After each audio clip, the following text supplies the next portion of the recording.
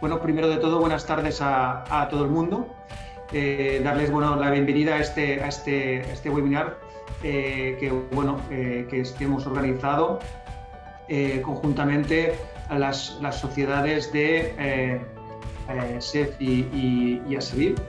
Entonces, en principio, la idea es estructurar un poquito la charla en 4 apartados.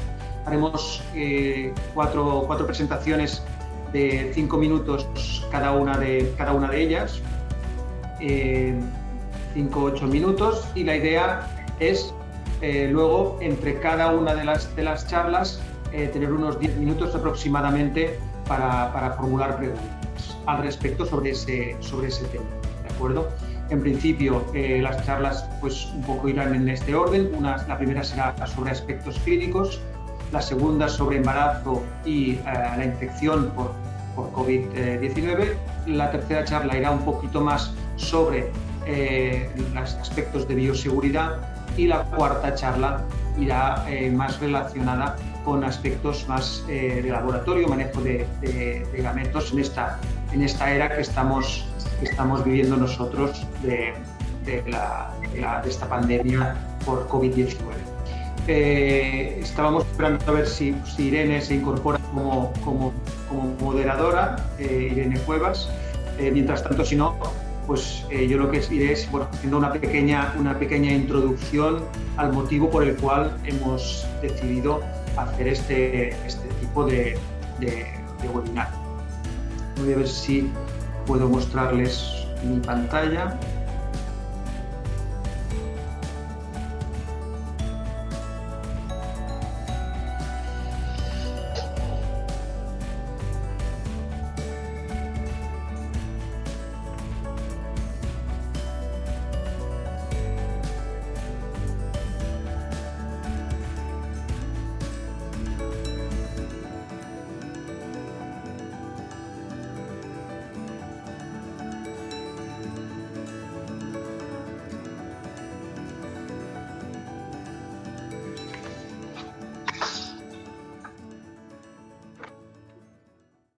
Vale. No sé si me pueden confirmar si están viendo la presentación correctamente. Sí, de acuerdo. Sí, ahora sí. Bueno, pues un poquito lo que comentaba. El objetivo de esta sesión era mostrar este documento que hemos elaborado conjuntamente las sociedades, la SEF, la Sociedad Española de Fertilidad y ASEVIR, ¿de acuerdo? En cuanto a recomendaciones para la reducción de riesgos ante la infección por coronavirus en las unidades de reproducción asistida. Esto lo hemos hecho dado que somos conscientes de que este virus va a estar entre nosotros probablemente una temporada. Ya nos gustaría que se marchara rápidamente, pero parece ser que no va a ser así.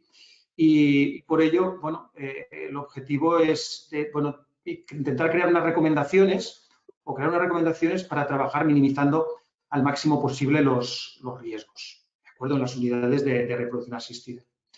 Pues vemos que a mediados del mes de marzo, ante la situación general de la infección por el virus SARS-CoV-2 en nuestro país, tanto las sociedades SEF como ASEVIR recomendaron terminar los ciclos iniciados y no iniciar nuevos ciclos.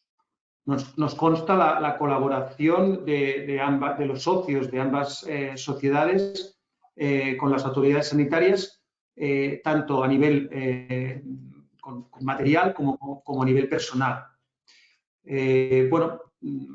Poco a poco las autoridades han hablado de que poco a poco se va a ir restableciendo la actividad sanitaria, y entonces cuando fuimos conscientes de esto, nos planteamos que el escenario va a ser distinto a la hora de trabajar, probablemente durante una temporada. No sabemos cuánto, ojalá sea corta, pero probablemente esta temporada vamos a tener que trabajar de una forma distinta a la que lo estábamos haciendo. Entonces, planteamos, ¿cómo lo podemos hacer? Y creamos estas recomendaciones. Estas recomendaciones, como verán, tienen una fecha de caducidad, porque el objetivo era que fuera una recomendación. Sabemos que esto va cambiando constantemente, y que, por tanto, la idea es actualizar, y nos pusimos una fecha para decir, vamos a actualizar en esa fecha este documento, y ojalá lo vayamos actualizando hasta que llegue un momento que podamos eliminar este documento de nuestros protocolos, pero bueno, la idea, el objetivo es este, y cada vez que vayamos recibiendo información la iremos poniendo en común y la iremos actualizando, porque sabemos que es un tema candente, cada día va llegando. Yo mismo, ahora mismo, llega información que tendremos que revisar para actualizar este documento. Y entonces, bueno, el objetivo de hoy es mostrar estas recomendaciones que salieron, que fueron publicadas, bueno, que fueron mostradas en la página de la SED y en la SEBIR y a todos los socios a partir del lunes. Y el objetivo es mostrar estas recomendaciones de, bueno, un poco cómo organizarnos, cómo proteger tanto a pacientes como a los que trabajamos en estas unidades. Entonces, vamos a ver si puedo pasar la diapositiva. Vale. Bueno, voy a hablar, el objetivo no es hablar empiezo con la presentación, el objetivo no es hablar sobre el virus, sobre cómo afecta a nivel mundial. Esto yo sé que todos estamos, bueno, la verdad es que muy al corriente de todo lo que va pasando, y yo creo que la mayoría de los que están escuchando esta presentación conocen muchísimo al respecto, y no es el objetivo de la presentación. La idea es hablar un poquito más, bueno, pues cómo nos organizamos, y lo hemos estructurado un poquito en estos cuatro apartados, que sería lo que es manejo y evaluación a ver si, no sé si están viendo bien la diapositiva.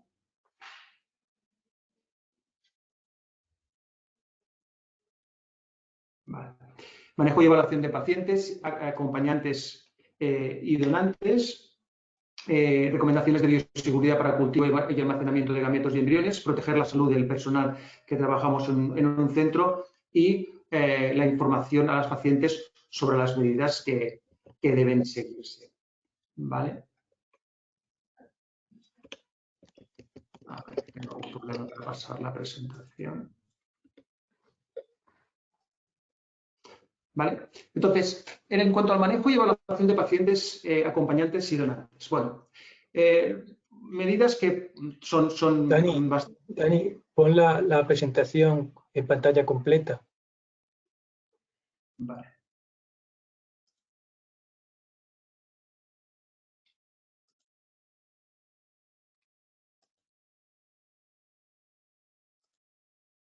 Ahora. Perfecto, gracias. Entonces, bueno, medidas que son bastante lógicas y probablemente todos los hemos pensado, pero bueno, es un poquito ponerlas, plasmarlas, como sería restringir la presencia de acompañantes, limitando el máximo posible a un acompañante, y en caso de que sea uno, siempre el mismo. Fomentar lo que es la comunicación no presencial, utilizar diferentes vías de comunicación, pues por videoconferencia, por teléfono, o evitar sistemas para que los pacientes, utilizar sistemas para que los pacientes nos envíen todo lo que sea el máximo posible, evitar los papeles, dar instrucciones sobre las medidas de higiene que tenemos que utilizar en los centros, y instrucciones sobre las medidas que se utilizan para los pacientes fuera de los centros.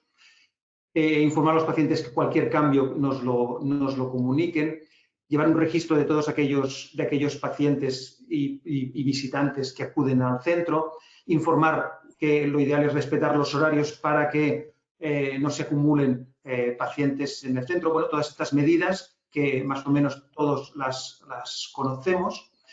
Y además, bueno, en el momento que hablamos con los pacientes y decidimos que bueno, hay la posibilidad de hacer una técnica de reproducción asistida, lo que debemos hacer es, bueno, lo primero es informar del conocimiento científico sobre la infección que tenemos en ese momento y sobre los riesgos para la salud en caso de que se infectara. Todo esto que hemos informado debe acordarse y reflejarse en la historia clínica y en el consentimiento informado. Hemos de dejar constancia especialmente de que hemos hablado de los riesgos específicos y de las advertencias realizadas sobre las medidas de protección que son aconsejadas tanto durante el procedimiento como después, una vez aquella paciente haya quedado embarazada, porque puede perfectamente tener el riesgo de infectarse durante el embarazo y, por tanto, no es solamente durante ese proceso de la estimulación o de la preparación endometrial.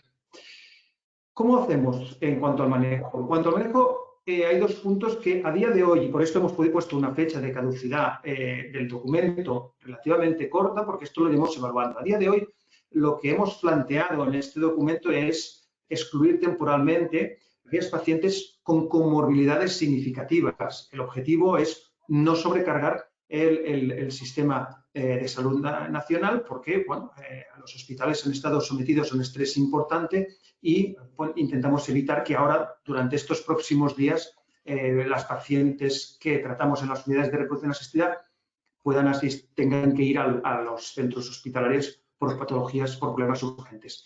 Y otro punto que hemos incluido es que bueno, cada centro, esto lo hemos comentado un poquito en el documento, sí, cada centro deberá crear sus protocolos para excluir temporalmente aquellas donantes de gametos que tengan la infección por SARS-CoV-2.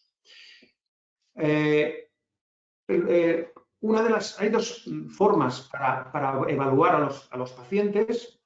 Una es la utilización de síntomas y entrevista clínica orientada y la otra sería el uso de pruebas objetivas para el cribado sistemático a todos los pacientes, ¿vale? En cuanto al primer punto, el uso de los síntomas y entrevista clínica orientada. Nos encontraremos, pues, pacientes asintomáticos. En este caso, podrán ser atendidos siempre siguiendo las medidas de contención descritas que más adelante el doctor Castilla nos explicará. En caso de que tengamos pacientes que presentan síntomas o antecedentes sugestivos de infección y no hayamos empezado todavía el tratamiento, pues lo que aconsejaremos es posponer el tratamiento, así como su asistencia al centro hasta 4 semanas después de que hayan finalizado los síntomas. O tenemos la opción de aplicar pruebas de detección validadas y valorar siempre, con cada caso, si podemos permitir la asistencia al centro más tarde en caso de que las pruebas pudieran descartar esta infección activa. En cuanto a pacientes que tengan síntomas o que se producen cambios importantes en el entorno cercano cuando estamos realizando el tratamiento, pues ahí es cuando tendremos que valorar cada caso. Si se produce durante la estimulación en una fase muy inicial, pues hemos de valorar el riesgo de o cancelar la estimulación o continuar y realizar la punción folicular en caso que nos encontremos en fases más avanzadas de la estimulación. Y en caso de que esto cambio en los síntomas apareciera antes de realizar la transferencia embrionaria, pues se cancelaría, aconsejaríamos cancelar la realización de esta.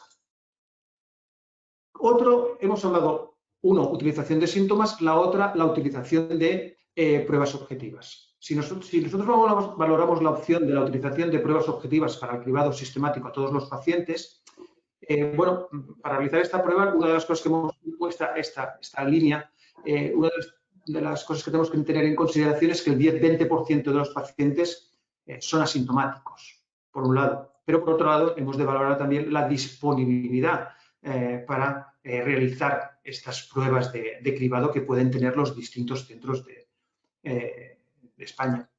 En cuanto a cuáles son las pruebas que podríamos aconsejar, bueno, pues hay dos tipos de prueba, cribado serológico o la técnica de PCR. Entonces, una de las cosas que nosotros valoramos, en caso de que decidiéramos optar por esta vía, sería la de realizar una PCR con tomas nasofaringias unos 2-3 días antes, tiempo para tener el resultado antes de la punción o de la transferencia de embriones. Podemos valorar la posibilidad de utilizar el cribado serológico siempre teniendo en cuenta el conocimiento actual que tenemos en cuanto al rendimiento, al conocimiento de las pruebas y a la utilidad clínica de estas pruebas. Para los dos supuestos, tanto si utilizamos el A o el B o utilizamos los dos a la vez, ¿de acuerdo? Todo esto es importante siempre, lo mismo que he dicho anteriormente, anotarlo en el curso clínico que hemos, las razones particulares que justifican la estrategia elegida. Esto lo hemos de comentar con los pacientes y anotarlo en el curso clínico, pues si hemos decidido por una, por las dos o por cuál es la vía que hemos decidido. Y por último, la información a los pacientes. Porque no olvidemos que durante el embarazo pueden tener riesgo de contraer la infección, y hemos de informar y dejar constancia de que hemos informado en el curso clínico sobre las medidas que nosotros aconsejamos que deben seguirse a lo largo tras la aplicación de los tratamientos. De acuerdo, y bueno, muchas gracias. Esto es un poquito la primera presentación. No sé si tienen alguna duda. No sé si Irene Cuevas, moderando, ha podido conectarse. Si no, miraré preguntas que nos han llegado. Bueno, las preguntas, bueno, la primera pregunta que tenemos y que, bueno, bueno, ya era una pregunta de esperar, era, bueno, podemos iniciar nuestra actividad. Bueno, como sabíamos que nos harían esta pregunta, se la formulamos a los presidentes de las sociedades, tanto SEF como ASEVIR, para poderles dar una respuesta. Y bueno, sabemos que el Ministerio de Sanidad, el 31 de marzo, fijó los servicios esenciales sanitarios y dispuso la limitación de la actividad de los centros hasta el 9 de abril. Desde entonces no ha extendido su plazo.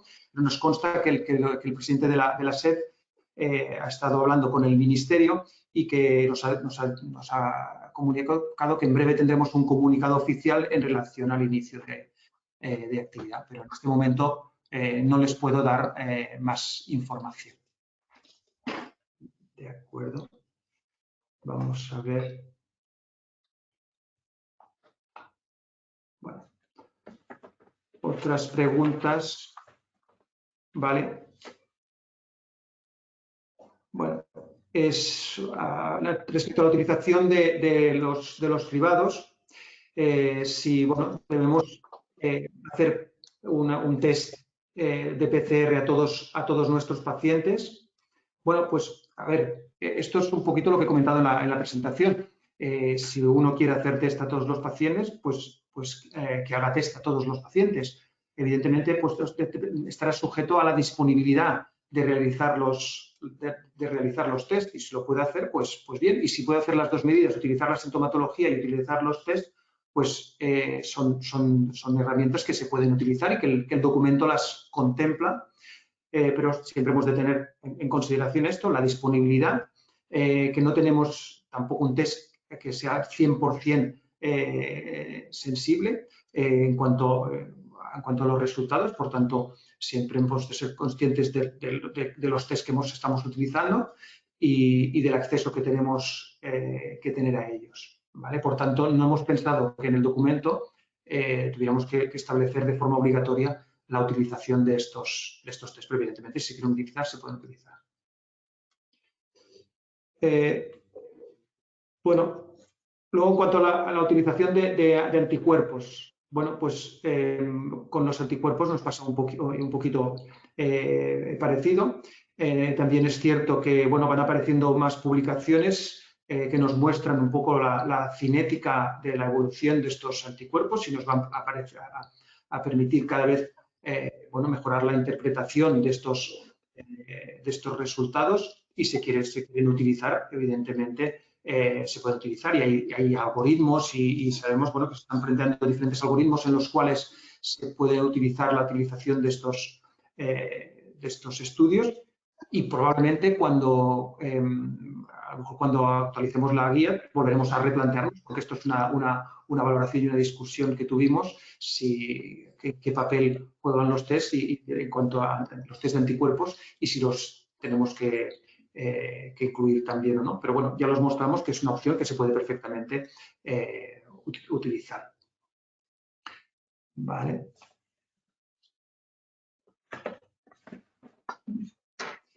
Entonces, otro tema sería, bueno, el tema del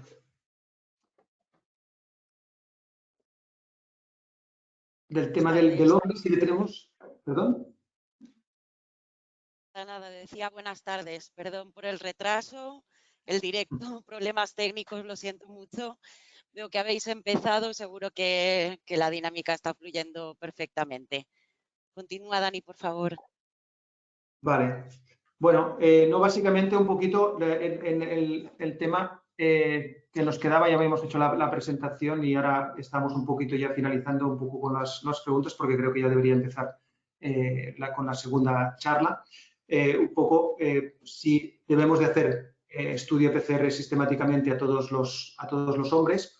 Bueno, aquí pasa lo mismo, hemos de ser conscientes que el hombre convive con la mujer a la que le estamos haciendo el tratamiento.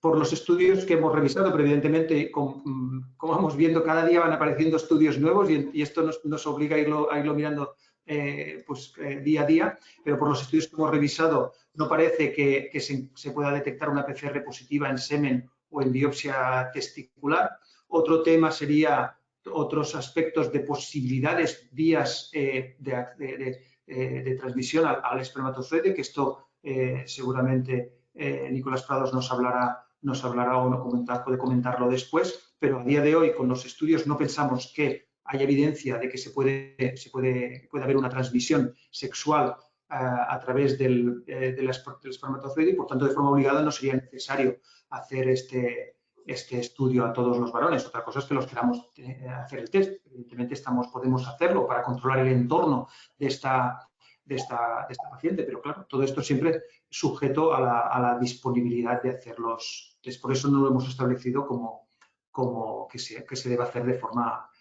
obligatoria. ¿De acuerdo? Pues bueno, Irene, no sé si quieres, quizá ya damos paso a la segunda charla porque creo que me he extendido un poquito más de lo previsto.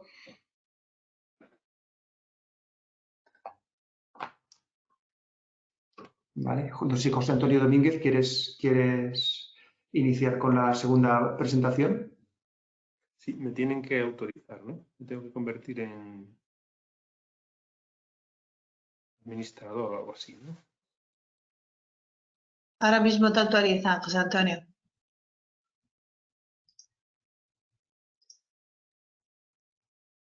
¿Ya está?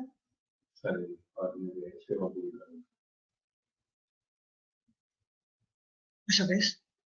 Pero eso Ahora, ya. no tiene... Tiene la bandeja de... José Antonio, tienes la bandeja de entrada abierta. Sí. ¿Ya? ¿Estamos? ¿Sí? ¿Veis la presentación? Sí, la vemos. ¿Ve bien? ¿Sí? Es que yo no os veo a vosotros. Perfecto. Vale. Estupendo. Bueno, pues buenas tardes a todos. Muchas gracias por estar ahí interesados en este tema, porque yo creo que estamos todos aquí porque estamos muy interesados en saber qué tenemos que hacer, como ha explicado Dani ya. Y bueno, yo voy a hablaros un poco de los riesgos de las técnicas de reproducción en relación al COVID-19. Básicamente, nosotros, antes de empezar la actividad, tenemos varios miedos, varios riesgos. Uno, los típicos del procedimiento de la técnica de reproducción, que cómo va a convivir esto con el virus. Eso nos atañe fundamentalmente porque somos reproductólogos y después, como también somos ginecólogos y obstetras, pues nos preocupa el riesgo de transmisión vertical y los riesgos obstétricos relacionados con el virus, con la infección. Desde el punto de vista de los riesgos de los procedimientos, tenemos que decir que básicamente nosotros convivimos con dos tipos de riesgos que pueden hacer que la mujer necesite ir a utilizar los sistemas nacionales de salud, como ha explicado Dani. Uno sería el síndrome de hiperestimulación, que gracias a Dios pues hoy en día está prácticamente casi abolido, no del todo, pero podríamos decir que casi, y las complicaciones durante la punción, que también son menos del 0,3% en esta bibliografía, pero que coincide perfectamente con el registro de la SEF que tenemos. Por tanto, desde ese punto de vista, podríamos estar relativamente tranquilos. La R dice que si hay algún tipo si hay alguna posibilidad de que se produzca una contaminación de gametos o de embriones, desde luego es mínima, sobre todo basándose en las estrategias de funcionamiento de los laboratorios. Aparte, además, la membrana pelúcida del ovocito parece que tiene un efecto protector para el ovocito y para el embrión que ha sido fecundado con una FIV clásica. Por tanto, también desde ese punto de vista podríamos estar relativamente tranquilos, aunque Nicolás nos hablará un poco más de ello en su charla. Desde el punto de vista de los riesgos de transmisión vertical hay un montón de estudios, un montón de artículos. Vamos a mencionar algunos porque son un poco prevalentes. Este era más grande publicado hasta la fecha, que fue hace 10 días. Eran 108 embarazos de varios países recogidos y lo que se ve es que la mayoría de las mujeres que se han cogido la infección se han cogido en el tercer trimestre, por lo menos en esta serie, y de 22 mujeres que se lo cogieron en el primer trimestre se recuperaron fácilmente sin ningún problema, pero todavía no tenemos esos datos, no sabemos qué va a pasar con esos niños, si van a ser niños saludables o no, aunque lo previsible sería que sí, porque no tenemos comunicaciones de que haya habido ninguna alteración desde el punto de vista de diagnóstico prenatal, o por lo menos si la ha habido no está comunicada. Este otro artículo es muy interesante, son 10 recién nacidos de 9 madres, porque había un gemelar. A todos se le hizo PCR nasofaringea y fue negativa, eran mujeres con caso positivo, con PCR positiva. Hubo un caso de una muerte perinatal, pero fue debido a un síndrome de distrés respiratorio agudo en la madre, con una muerte anteparto. Este otro estudio son 43 casos confirmados y ninguno de los recién nacidos tuvo PCR positiva el primer día de nacimiento. Este está muy bien hecho, son 9 mujeres que tienen una neumonía aguda por SARS y se les hace una PCR al líquido amniótico, a la sangre del cordón y al frotifaringio neonatal. Y en ninguna de las muestras se encontró, de los 6 recién nacidos que se estudiaron, que hubiera virus. Además, tampoco se encontró en la leche materna.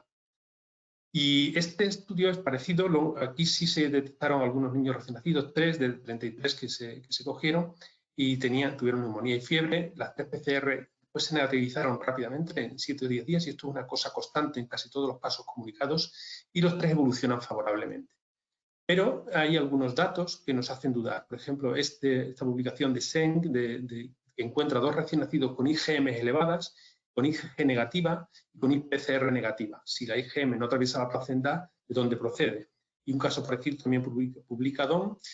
Pero aquí aparece una duda. La duda es, ¿puede ser un falso negativo o un falso positivo de la IgM? Porque tiene una sensibilidad de un 70%, aunque una especificidad buena. En cualquier caso, los 3 niños evolucionaron bien, sin síntomas. Y otro artículo que merece la pena mencionar es este de Paracini, que analiza 64 embarazadas infectadas.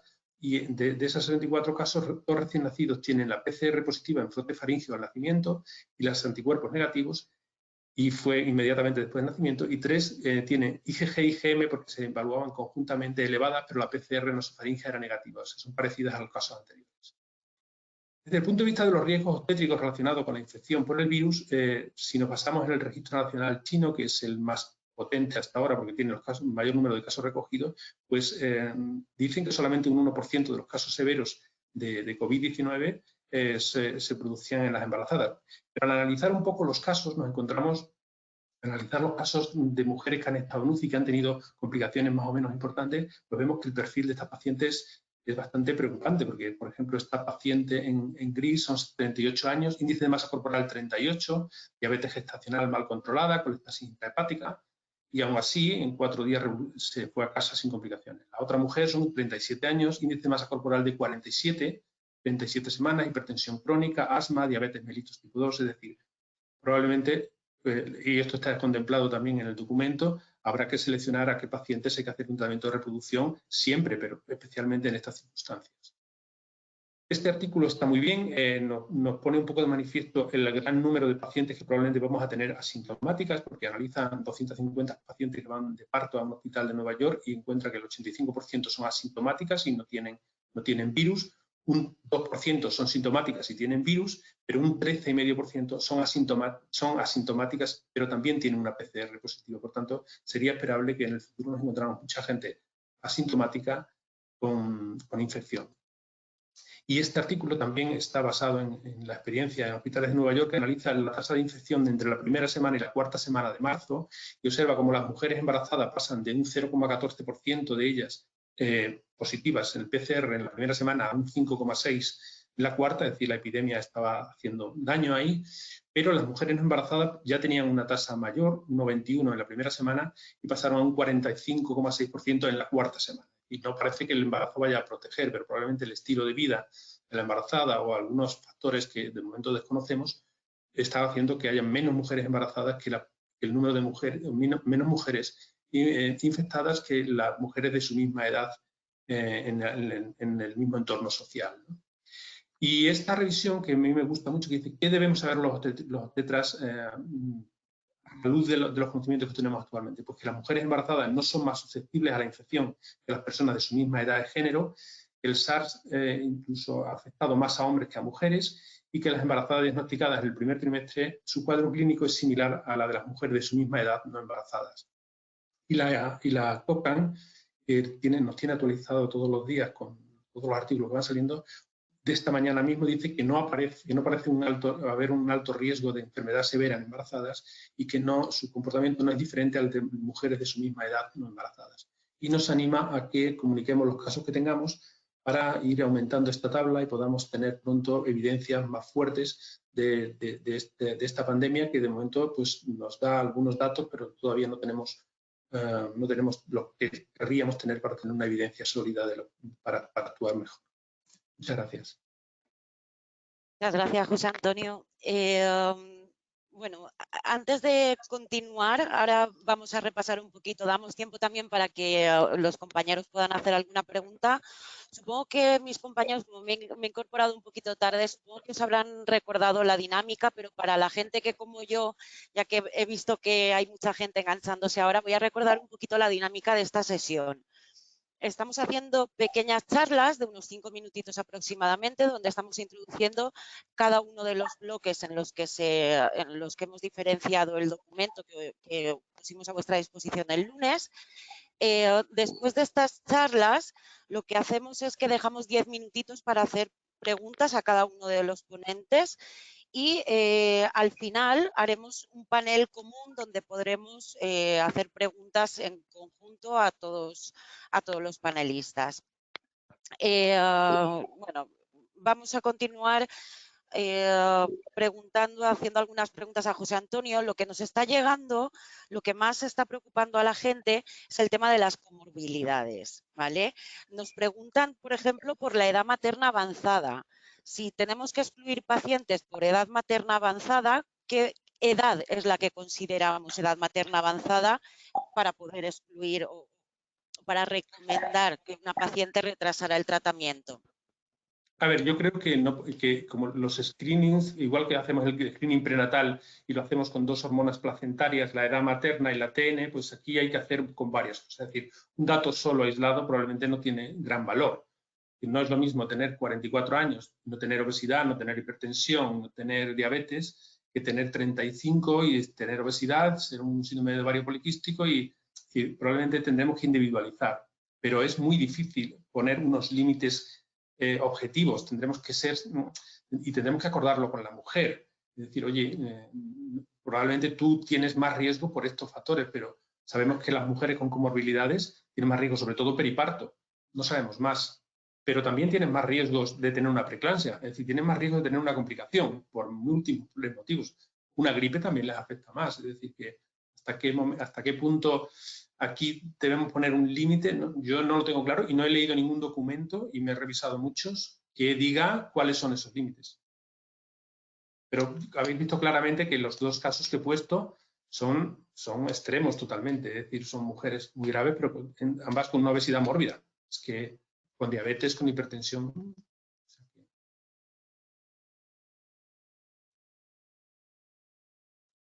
Es quedado colgada ahí.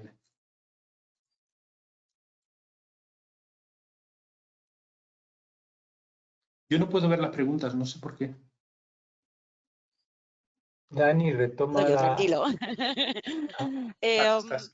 Nos preguntan, claro, yo creo que con la línea también si hemos pensado, tenemos idea de un límite de masa corporal, otras creemos son imprescindibles para pasar el tratamiento en las pacientes. Estamos un poquito en la misma, yo creo que José Antonio nos ha contado perfectamente diciendo que habrá que valorar al paciente si tiene otras comorbilidades y habrá que evaluarlo individualmente para cada de las pacientes que tenemos. Lo que también está preocupando bastante es si tenemos ya una paciente embarazada y en ese momento resulta infectada, si la podemos tratar con antirretrovirales o con antiinflamatorios. Sí, ahí yo este tema no lo he repasado a fondo, pero la SEGO nos manda periódicamente información sobre los tratamientos, sobre la investigación que se está haciendo en los tratamientos, y sí he leído y desde luego se están utilizando antivíricos. O sea que parece ser que sí. Lo que pasa es que en la mayoría de los casos, afortunadamente, la mujer no tiene una repercusión, son gente joven, con una relativa buena salud, y la mayoría de los casos no ingresan en UCI, no necesitan hacer un tratamiento excesivamente agresivo, pero en los casos que ha habido que ser agresivos, se están utilizando antivíricos con relativamente buen pronóstico son antivíricos ya probados, son antivíricos, algunos de ellos probados en el VIH, y que son antivíricos con un poder teratogénico parece ser escaso. Perfecto. También nos preguntan si una vez que, como estamos ya pensando en iniciar los tratamientos y retomar toda nuestra actividad, si tenemos pensado desde la SEFI y ASEVIR, ya que hemos promovido esta iniciativa, si tenemos pensado ir registrando, hacer un seguimiento de las mujeres embarazadas por técnicas de reproducción asistida que hayan padecido o que padezcan la enfermedad una vez embarazadas. Yo creo que deberíamos hacerlo, pero me parece que quizás tendrá mucho sentido hacerlo, pero quizás tenga el mismo sentido también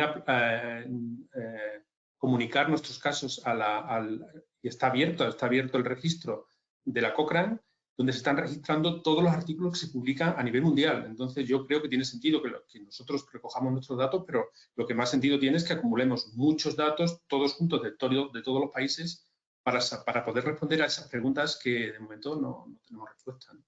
Exacto. De hecho, la ESRE sí que tuvo esta iniciativa desde el principio y hay un registro, lo digo por si tenéis de las últimas que hicimos en el mes de marzo, si habéis tenido la mala suerte de que alguna paciente haya contraído la enfermedad pues después de nuestro tratamiento y una vez embarazada por técnicas de reproducción asistida, ese registro ya está disponible en la página de la ESRE, pero yo creo que nosotros también comenzaremos a registrarlo. Antes de finalizar este bloque, hay algo que enlaza también con la charla de Dani y que está preocupando bastante y nos están preguntando con bastante insistencia, y es si todo esto que va a quedar registrado, si estamos haciendo algún tipo de consentimiento informado desde las sociedades, si es suficiente con informar a la paciente de que una vez embarazada puede tener más riesgos obstétricos o que puede afectar a su embarazo, si es suficiente con informar a la paciente y que quede registrado en la historia clínica o si debe entregarse toda esta información por escrito a la paciente para que quede constancia escrita. ¿Respondes tú, Dani? Cualquiera de los dos, Dani o José Antonio. Vale. ¿Dani? Sí. Vale. Sí, bueno, además esto es una recomendación que nos hizo Fernando Avellán, que todo lo que esta información a día de hoy, con el conocimiento limitado que tenemos, lo ideal es que evidentemente informemos, consensuemos con el paciente, todo esto lo que hemos registrado en el curso clínico y hagamos constar en el consentimiento informado. Para ello, también, una de las reuniones que hemos tenido con la Junta, hemos propuesto a ver si podíamos desde las sociedades crear algún tipo de anexo o algún tipo de documento que pudiéramos adjuntar o que pudiéramos crear. Esto es una cosa que podría ser considerable, si no cada centro puede proporcionar esta información en sus consentimientos a los pacientes. Pero sería bueno que esta información quedara en el curso clínico y quedara anotada de alguna forma en el consentimiento, conforme hemos hablado y hemos consensuado cuál es el conocimiento que tenemos a día de hoy y que continuamos adelante con el procedimiento. Perfecto. Bueno, pues yo creo que vamos a avanzar con la siguiente charla, porque ya nos están empezando a hacer algunas preguntas. Volveremos luego, si queréis, con la parte de José Antonio, que ha quedado alguna pregunta en el tintero, la discutiremos luego en grupo. Pues nos están empezando a hacer algunas preguntas ya sobre el laboratorio de reproducción asistida, la bioseguridad. Entonces yo creo que vamos a escuchar las dos charlas que nos quedan, discutimos un poquito, avanzamos y luego retomamos las preguntas. La siguiente charla, perdón, nos la dará José Antonio Castilla, que nos va a hablar sobre bioseguridad. José Antonio, cuando quieras. Buenas tardes. Voy a compartir el escritorio y yo quería empezar diciendo que, bueno, que el grupo que hemos trabajado este documento,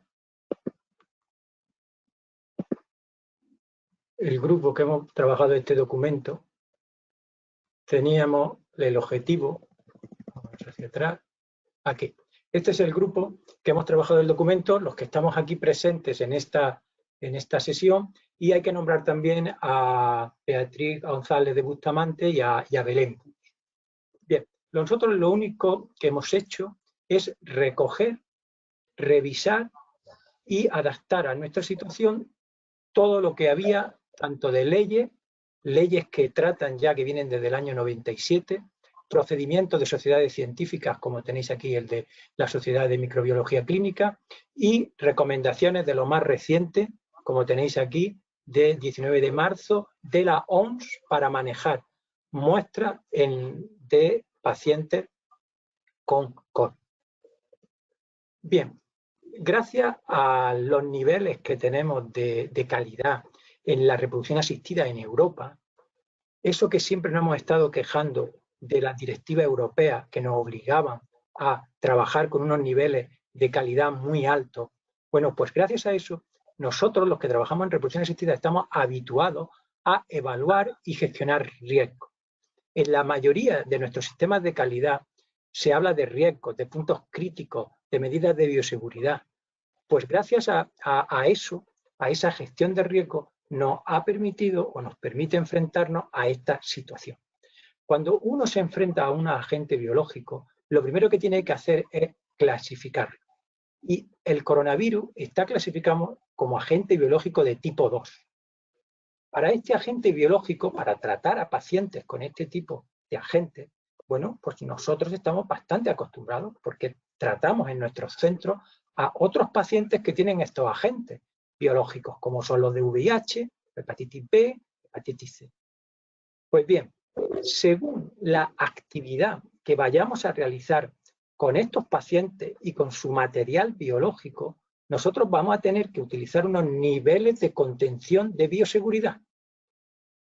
Si lo que vamos a hacer con esos pacientes o con ese material biológico de esos pacientes son procedimientos habituales, y cuando decimos procedimientos habituales estamos hablando de procedimientos que generan que no generan aerosoles o que generan aerosoles con baja intensidad, como por ejemplo puede ser la centrifugación, o cuando estamos decantando un líquido folicular en una placa Petri, que puede haber alguna salpicadura.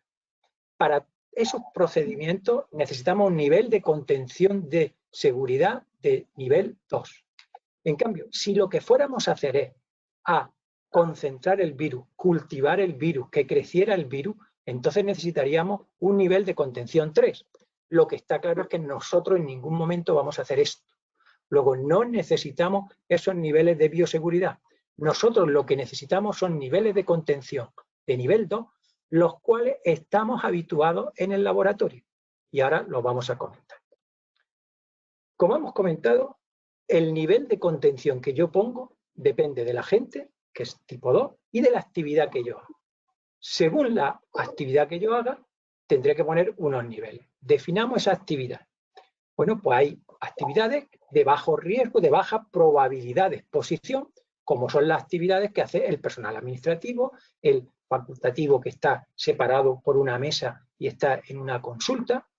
Luego hay otro grupo de actividades que son las exposiciones de bajo riesgo, que son aquellas en las cuales nosotros tenemos contacto estrecho con personas asintomáticas. Es decir, en una punción folicular nosotros estamos teniendo un contacto estrecho con una paciente, pero tenemos que tener en cuenta que esta paciente es asintomática porque le hemos hecho o bien nuestras PCR o bien le hemos hecho una entrevista clínica orientada y hemos mirado si tiene fiebre o no tiene fiebre. Luego estamos tratando con personas asintomáticas con contacto estrecho. Pues eso son exposiciones de bajo riesgo. Lo mismo que todo el material biológico de pacientes que son personas asintomáticas. ¿De acuerdo? ¿Por qué tenemos que tener cuidado si son asintomáticas? Bueno, porque lo acaba de decir el anterior ponente, José Antonio Domínguez. De 10 asintomáticas que había, mujeres embarazadas asintomáticas, una era portadora del virus. Pues por eso nosotros tenemos que tener y consideramos que esto es una exposición de bajo riesgo, aunque sean personas asintomáticas. Sin embargo, hay una actividad, un momento, que es una exposición de riesgo, que es esa paciente que nos ha dado el test positivo en mitad de la estimulación, que tenemos que pincharla por su bien, porque no ha desarrollado 30 folículos, porque hay una hiperestimulación, porque tenemos que pincharla y sabemos que tiene síntomas o que tiene pruebas positivas, entonces ahí sí que tenemos un contacto estrecho en esa función folicular y eso es una exposición de riesgo. Bueno, pues según cada uno de estos niveles, yo tendré que ir tomando unas medidas. ¿Estoy hablando de una baja probabilidad de exposición personal administrativo en una consulta? Pues tendré que actualizar mascarillas quirúrgicas si es la distancia que voy a tener con los pacientes menos de 2 metros. Puedo tener barreras físicas, mamparas, etc. Las conocéis muy bien la mayoría. Si estoy en una exposición de bajo riesgo, en una punción folicular de paciente asintomático, pues voy a utilizar mi guante, mi gorro, algo que me proteja mi uniforme. El uniforme es la bata, el pijama, eso es el uniforme. Algo que me proteja el uniforme sería una bata quirúrgica de manga larga, un delantal quirúrgico. Cuando estoy hablando de exposiciones de bajo riesgo, yo tengo que diferenciar, como hemos dicho, si genero o no genero aerosoles. Si no genero aerosoles, como es el caso de una punción folicular, yo tendré que utilizar mascarilla quirúrgica. Pero si voy a generar aerosoles, voy a centrifugar en una centrífuga que no es de seguridad porque no tiene tapa antiaerosoles o porque hay unos procedimientos durante la anestesia, dependiendo de qué anestesia hagamos, local, general. Si voy a generar aerosoles, tendré que utilizar una mascarilla de mayor seguridad, que son las FPP2. En exposiciones de bajo riesgo, yo voy a tener que tener una protección ocular, Voy a tener que utilizar gafas de montura integral. Y cuando tengo una exposición de riesgo, es decir, esa paciente que sé que es positiva, que la tengo que funcionar sí o sí, aquí subo un nivel.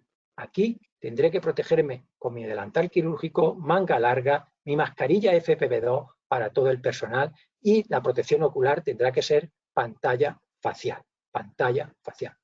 Como veis, lo único que hemos hecho en este documento es analizar qué agente biológico nos enfrentamos, qué actividad tenemos, qué riesgo conlleva esta actividad y qué nivel de bioseguridad tenemos que tener. Pues eso, para que quede en la memoria, ya sabéis que me gusta mucho las palabras, sacarle un doble significado. La palabra SARS, acordaros que significa que tenemos que tener una seguridad adecuada al riesgo y a la situación específica de nuestro laboratorio. Porque si yo voy a tener una cabina de seguridad biológica tipo 2, pues probablemente no necesitaré determinadas mascarillas FFP2. Si tengo una centrífuga que tiene unas tapas antiaerosoles, pues tampoco necesitaré esa mascarilla FFP2. Nosotros lo que hemos hecho en el documento ha sido poner unas medidas básicas que se adecúan a la mayoría de los laboratorios. ¿Y por qué tenemos que adecuarnos? Pues porque nos toca vivir un nuevo tiempo. Si se van a adecuar los restaurantes, se van a adecuar las tiendas, ¿no? Vamos a adecuar, toda la sociedad se va a adecuar. Nosotros tenemos que adecuarnos. La suerte que tenemos es que gracias a que teníamos que cumplir directivas nacionales, directivas europeas, recomendaciones de sociedades científicas, ya estábamos muy preparados. Por eso yo estoy seguro que vamos a reactivarnos pronto, a empezar pronto y que esta pesadilla del coronavirus la superaremos. Muchas gracias por vuestra atención. Muy bien, muchas gracias, José Antonio. Mientras damos tiempo a que asimilen todo lo que nos has contado y comienzos algunas preguntas, en este impasse creo que podemos meter en este contexto.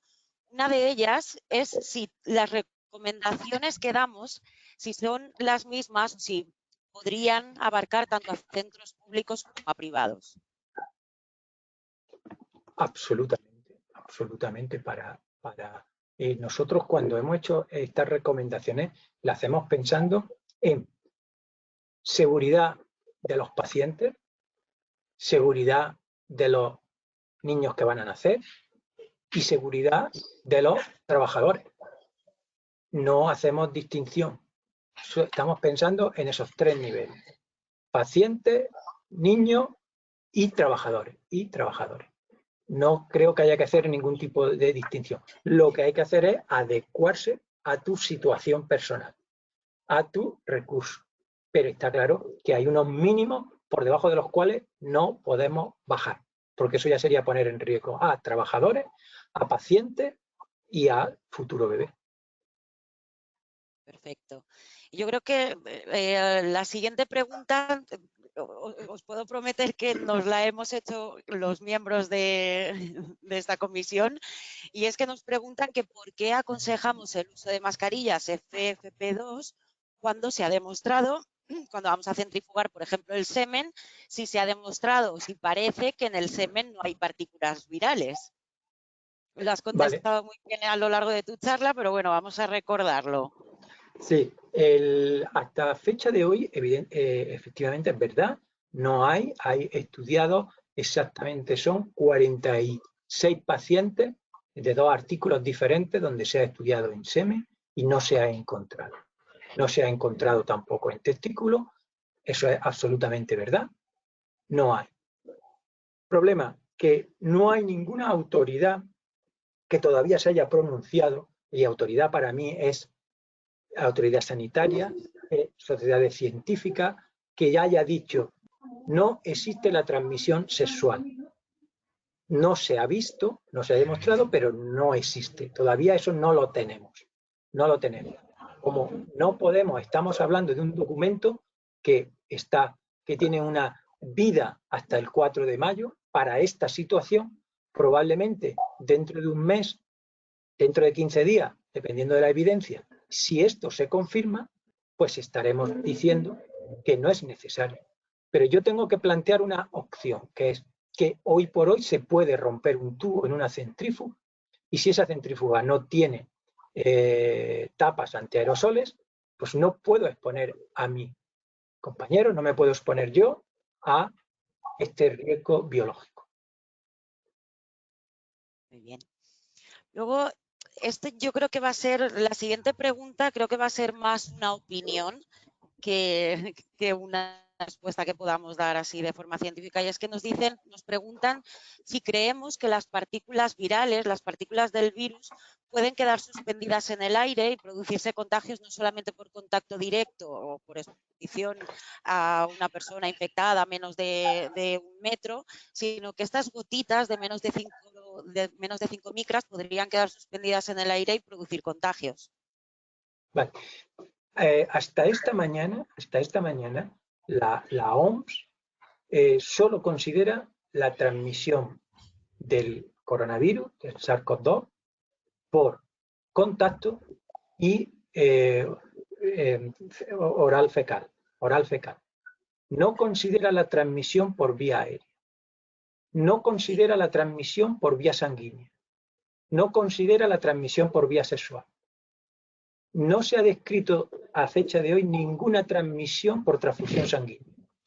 No se ha descrito ninguna transmisión por trasplante de órganos.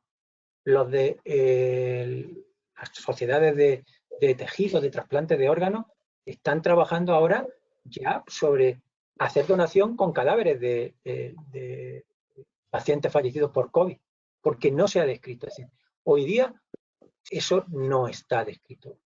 En 15 días cambia la situación y a lo mejor lo cambiamos. Pero transmisión aérea no existe.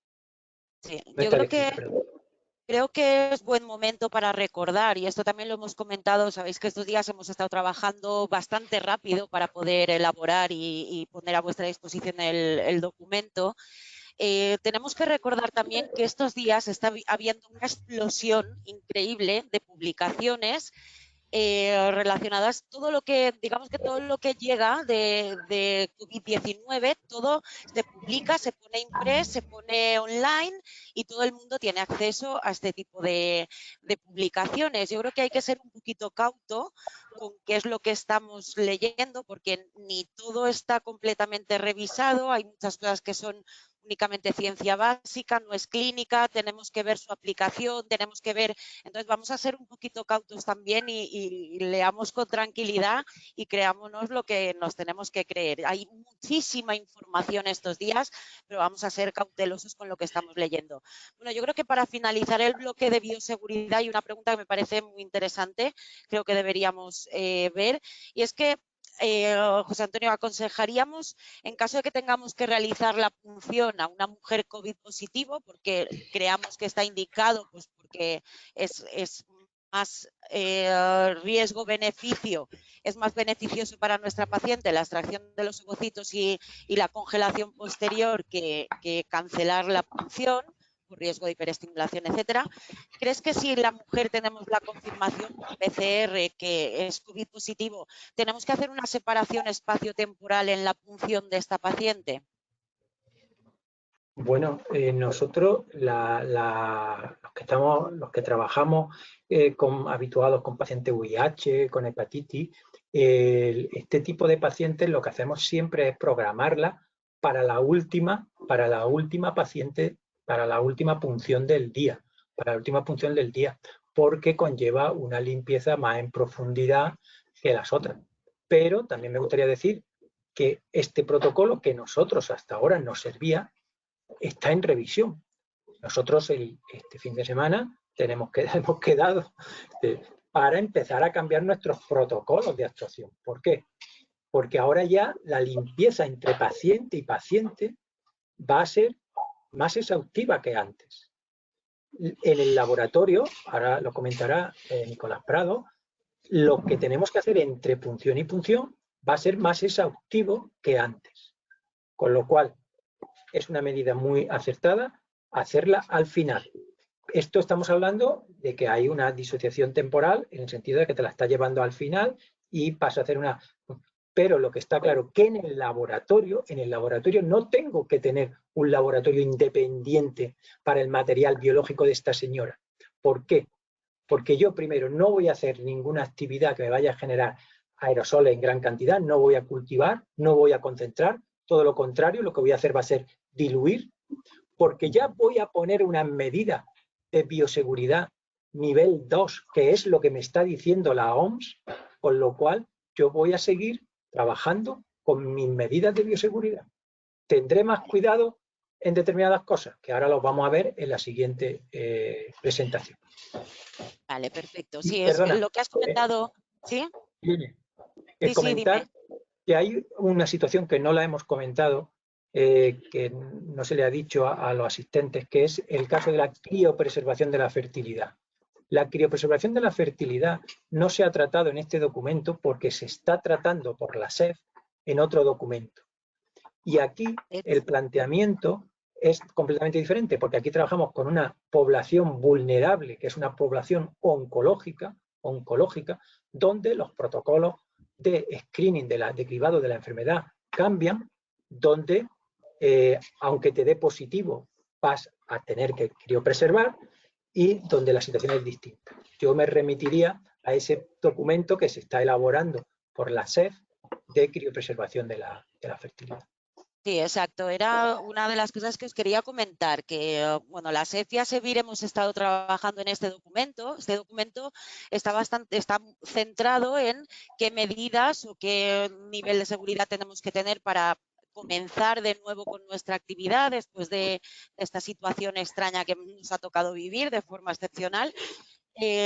Pero es cierto que no es el único documento que se está trabajando desde las sociedades científicas. Como comenta ahora José Antonio Castilla, el grupo de pacientes de preservación de la fertilidad por motivos oncológicos son un grupo de pacientes muy especial, son pacientes inmunodeprimidas, entonces hay que tratarlas evidentemente de forma diferente. Entonces, el grupo de preservación de la fertilidad de la SEF, que ha coordinado los Manau, está trabajando en este documento. Muy prontito se reunieron este lunes han tenido en cuenta nuestro documento y en breve tendréis a vuestra disposición cómo tenemos que manejar este tipo de pacientes. Pero aparte también hay otras pacientes que también nos interesan mucho, que son los donantes de ovocitos, donantes de semen. ¿Qué tenemos que hacer con ellos? Tenemos que hacerles test diferentes. Pues también el grupo de donación de la SEF, que en este caso coordina José Antonio Castilla, que aquí lo tenemos, se van a reunir el próximo miércoles y también nos darán las recomendaciones para este grupo específico de pacientes. O también dentro de ASEVIR, el grupo de calidad, se está generando un cuadernillo de recursos físicos y humanos coordinado por mi compañera queridísima Carla Olmedo, y también han tenido que reorganizar todo para incorporar todo lo relacionado con COVID a este cuadernillo que estaban elaborando. Entonces, yo creo que las dos sociedades no solo nos hemos movido con este documento, sino que todo está rodando para que cada grupo específico de pacientes o cada pequeña parcela se pueda definir correctamente y sepamos todos qué es lo que tenemos que hacer. Esto era un punto de partida para poder arrancar y luego iremos viendo las pequeñas parcelitas, porque ya os digo, desde las dos sociedades se está trabajando mucho en ello. Bueno, vamos a ir a la siguiente charla, porque están entrando ya un montón de preguntas relacionadas con el laboratorio. Yo creo que Nicolás Prados nos da su charla, nos cuenta un poquito todo el tema del laboratorio y entramos en este tipo de preguntas. Cuando quieras, Nicolás. Hola, buenas tardes. Yo no voy a poner diapositivas y voy a intentar ser breve. Todos tenéis desde el lunes el documento y voy a intentar resumir lo más rápido posible para dar paso a las preguntas de los asistentes, que por cierto creo que es una alegría, ¿no? poder ver este poder de convocatoria. Tenemos 850 personas conectadas en este webinar que demuestra la fortaleza de las dos sociedades y de todo el mundo de la reproducción en España, aunque seguro también hay gente conectada de fuera de España, pero vamos, creo que demuestra el interés y nuestra fuerza. Muchos de los... Voy a recordar porque yo iba a mencionar mucho de lo que ya ha comentado José Antonio Castilla. Básicamente que el resumen, aparte del laboratorio, es que casi tenemos que seguir igual, no hay que cambiar nada. ¿Por qué? Porque ya somos un laboratorio de trasplantes de tejido humano, reproductivo, somos salas blancas de cultivo celular, donde, bueno, y de la seguridad del paciente, las muestras y los trabajadores, los embriólogos, pues se tiene en cuenta. Nos movemos con una serie de guías de buenas prácticas, desde las nacionales, como por ejemplo las recomendaciones de ASEVIR, de recursos y de los recursos humanos y psicolaboratorios, la buena práctica de la ESRE, el manual de bioseguridad de la OMS. Todo eso nos lleva a manejar las muestras en un ambiente, como ha dicho Antonio, de una seguridad de tipo 2, es un agente tipo 2, trabajamos en un entorno de bajo riesgo y ni cultivamos ni concentramos muestras con virus, ¿vale? Con lo cual tenemos una serie de necesidades que casi las tenemos ya todas. Una cosa también ha mencionado Antonio muy importante, por ejemplo, es el manual de seguridad en teoría de OMS que se encuentra disponible de ya antiguito, el 2005, la tercera edición, pero la cuarta edición, que no la he encontrado en la OMS, pero ya está circulando porque creo que está a punto de salir, mantiene más o menos los mismos esquemas, pero le da una gran prioridad durante todo el manual al análisis de riesgos y beneficios, que hay que continuamente hacerlo. No es una cosa absoluta de A, B, C y D. Siempre hay que analizar qué es lo que estamos haciendo y qué implicaciones tiene. Y que todo el mundo tiene que estar bien formado en las buenas prácticas, los protocolos que hay que actuar. Lo que no puede tener gente que no sepa cuáles son los requisitos de seguridad y trabajo con esas muestras. Recordad que nosotros, la gran mayoría de nuestras pacientes son sanas, no están enfermas por ningún virus, pero también tenemos incluso la experiencia de trabajar con pacientes que son seropositivas para HIV, hepatitis C, y sabemos perfectamente los protocolos. la clínica que maneja ese tipo de pacientes, incluso para el manejo con su cabina de seguridad biológica y el extra de seguridad que hace falta trabajar con ese tipo de muestras. O sea, que nada de esto nos viene a nosotros de nuevas. ¿Sobre qué puede entrar el laboratorio? Hay algo más de información, como ha comentado Antonio Castilla, sobre el varón. O sea, ya hay dos artículos con una serie de pacientes en los que no se ha encontrado virus.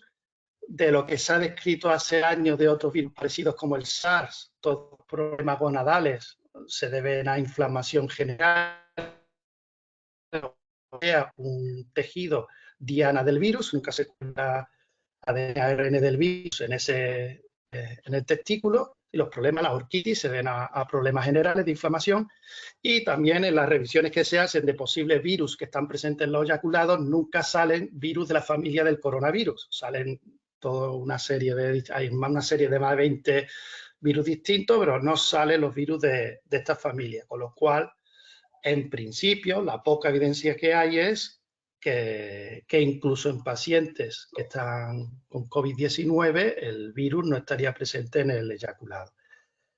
No hay datos sobre qué ocurre en el ovario, qué ocurre en el líquido folicular, todo esto puede cambiar en días o semanas, pero todo lleva a pensar que tampoco, por el tipo de tejido, va a haber una alta concentración de virus o va a haber virus alguno en el líquido folicular. Además, el manejo del ovocito en laboratorio, el hecho del lavado en líquido folicular, el aislamiento del ovocito y su posterior decumulación, es un efecto de dilución y lavado de toda la posible carga viral que hipotéticamente hubiera de una paciente hipotéticamente asintomática, pero que esté infectada por el virus. Todo eso llevará a que los niveles de protección que lo estamos moviendo en el laboratorio ahora mismo son suficientes.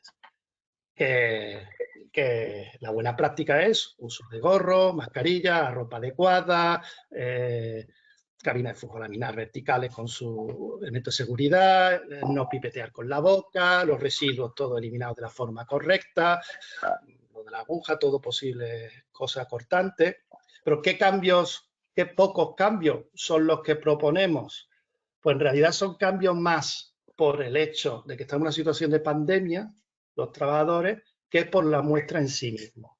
Es recordar el uso de de mascarilla y guantes en todo momento, el cuidado, porque a lo mejor no podemos mantener la distancia de seguridad en el trabajo entre las personas y lo que tocamos con las manos, y en nuestro caso, en un laboratorio, como usamos mucho ópticas, lupas y microscopios, si se comparten, pues tiene que haber una limpieza, desinfección, entre el cambio de embriólogos que estén trabajando.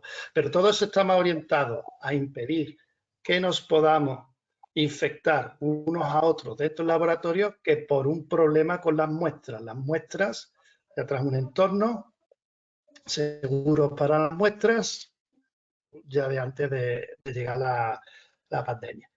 Hay por ahí en una recomendación del Ministerio de recomendar no poner la temperatura en general de las zonas de trabajo muy frío, hablan de poner más de 25 grados, pero tampoco podemos elevar un laboratorio de reproducción mucho más de los 26 grados porque tenemos equipos que se resienten a medida, aparte de la incomodidad, que se resienten si se acercan hacia los 30 grados. Entonces, no se puede regular una sala a 26 grados para que tenga picos de 27 y en un momento dedicado roce los 29 y que haya incubadores, sobre todo los más modernos, que se bloqueen y den alarmas.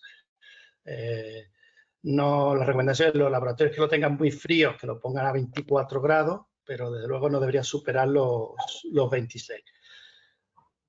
Algunos comentarios que había sobre presiones. La presión se tiene que mantener positiva, tenemos que mantener la asepsia de nuestras muestras, el laboratorio es el sitio más crítico, el flujo de aire debe ir de dentro de la sala hacia afuera. El hecho que una unidad COVID-19 o de contagioso, los pacientes, sea una unidad con presión negativa es para evitar que el virus que esté en el aire se salga a la unidad. En nuestro caso es justo al contrario, no queremos que nada que sea embriotóxico o que pueda contaminar entre el laboratorio. Luego no hay que tocar nuestra climatización, la filosofía de aire filtrado, la filosofía de tener presión positiva. Sobre la limpieza y desinfección, de nuevo, lo que tenemos que hacer es un análisis de riesgos y beneficios. Entonces, estamos hablando de un virus que es fácilmente limpiable con detergente. O sea, lo primero que dice el gobierno es que 20 segundos limpiándonos con jabón es ya suficiente para eliminar el virus de las manos. Lo que no debemos volvernos locos de desinfectar con productos que pueden ser potencialmente embriotóxicos, y sobre todo si se van acumulando entre cada procedimiento que hagamos. Por eso el documento recomienda desinfectar, limpiar el laboratorio al final del procedimiento y entre procedimientos. Y si hay que desinfectar, pues hay que lo evaluar al laboratorio, puede utilizar alguno, sal de amonio cuaternario, se puede usar los de cloro sin la lejía o algo o etanol al 70%. Pero siempre valorar que en realidad esto es más por nosotros, los trabajadores de laboratorio, que por el hecho de que las muestras estén generando aerosoles o posibles cosas que estén contaminando de unas pacientes a otras. Es decir, que básicamente casi trabajar casi igual que estábamos trabajando antes con las buenas prácticas de laboratorio. Sobre la criopreservación. Si las pacientes son asintomáticas, que en principio han pasado por su cribado, no son sospechosas de tener COVID, en principio las manejaremos exactamente igual a la hora de criopreservar el semen, ovocito o los embriones. Entonces ahí es... Ahora bien, como medida de precaución, porque no tenemos más información, si llega una paciente y es positiva, tiene COVID-19 y tenemos que preservar esos embriones o preservar esos ovocitos, pues en principio, como medida de precaución y a falta de más información, pues es utilizar los mismos principios y las mismas cautelas que una paciente que es HIV positiva. Probablemente, a lo mejor dentro de 2 meses, está claro que se puede manejar como cualquier otra paciente, o aparecen unas reglas de la autoridad competente que dice que necesitan bancos aparte. Como de momento no sabemos cuál es la situación exacta, pues lo más razonable es tratarlas como si fueran pacientes, las muestras HIV. Este sería probablemente la única precaución, el único cambio, la única cosa que haríamos con pacientes que son COVID-19 positivos. Y finalmente acaba una serie de recomendaciones sobre el arranque laboratorio que son realmente muy sencillas y muy obvias. O sea, que se limpie bien, se controle los equipos, que el arranque sea gradual en la medida de lo posible, porque nos tenemos que acostumbrar todos a este nuevo mundo donde vamos a pararnos más en el quirófano, en la sala de transfer, a limpiar entre paciente y paciente, que hay que mantener más las distancias, a lo mejor hay que limitar un poco y que no haya exceso de personas en cada sala, siempre que haya el mínimo imprescindible. Y tenemos que estar preparados a que en cualquier momento, a lo mejor dentro de 2 meses, viene un repunte o dentro de 6 meses, con lo cual tenemos que estar acostumbrados a un escenario en el cual nos vamos a encontrar con puntualmente otra vez ciertas limitaciones al movimiento de pacientes, con lo cual lo de crear equipos reducidos para evitar que se infecte todo el personal clínica, vamos a tener que tener este chip antipandemia probablemente para los futuros años.